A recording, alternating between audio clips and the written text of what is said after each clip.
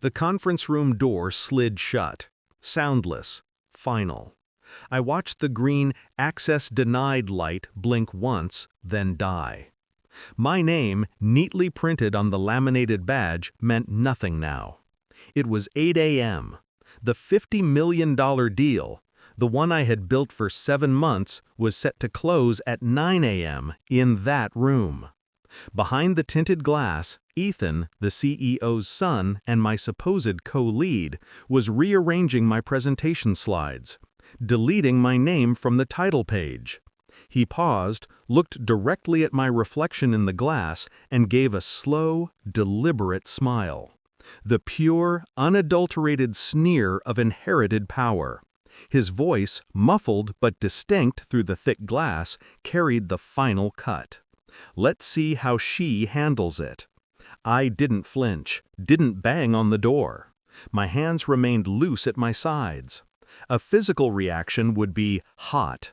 I preferred ice. This wasn't a sudden rage. This was the cold confirmation of a suspicion I'd nursed for months. The late nights I pulled, the data models I perfected, the confidential client reports I'd shared with him under the guise of trust. He didn't want a partnership. He wanted a theft. I simply turned my back on the door. The time for emotion was over. The time for calculus had begun. I remembered the conversation in the parking garage last week. Ethan, drunk on his own privilege, complaining to his assistant about having to sign off on all that legal garbage just to present. That legal garbage was the integrity compliance writer I had insisted on for the pitch, a non-standard, granular detail requiring both my and his signature for any document submission to the client. He had signed it, annoyed, barely skimming the fine print. The fine print was the trigger. It wasn't about integrity. It was about accountability. It stipulated that my electronic signature was the final authentication for the proprietary dataset, and any submission without it would constitute a breach of the engagement agreement's data security protocol. I walked to the reception desk. My face was a blank slate. I seem to have misplaced my access key, Martha. Could you tell Mr. Ethan that I had an emergency family matter and won't be back? He'll have to manage the signing himself. Martha frowned, then nodded. Understood, dear. Good luck. Zero panic, zero resistance. Total retreat.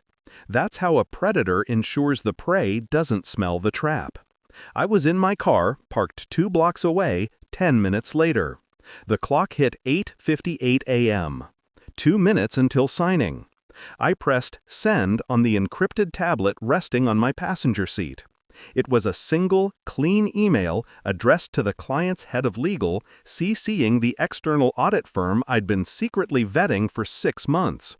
The subject line was simple: waiver of co-signature, security breach imminent. I laid the trap with his own arrogance. He was about to submit a contract based on data that, legally, he was not permitted to submit alone. My phone, resting on the console, lit up. A news alert. Major financial firm's downtown office locked down. 9:05 a.m. I pictured the scene. The client's pen hovering over the signature line. Ethan smug and triumphant. Then, the sudden, sharp interruption. The external auditors walking in with the client's chief compliance officer demanding to see the co-signature authorization, the one he couldn't produce. Inside that room, the atmosphere was no longer champagne and celebration. It was the crushing silence of absolute ruin. The final piece of dialogue, relayed to me hours later by a loyal, broken assistant, echoed with sweet finality. The CEO, red-faced, slamming his hand onto the table. "Who approved this without her?" The auditor's cold reply, "Your son, sir, and that unilateral action is the basis for the federal investigation." I started the car. No surge of emotion, no need to watch the smoke rise. Victory wasn't a feeling, it was a settlement. He sought to lock me out of the profit. I locked him out of his career, his family's reputation, and his freedom. He thought he was seizing the power. He never realized he was simply signing the execution order I had drafted for him. I drove toward the coast. The sunrise was pale, clear, and cold.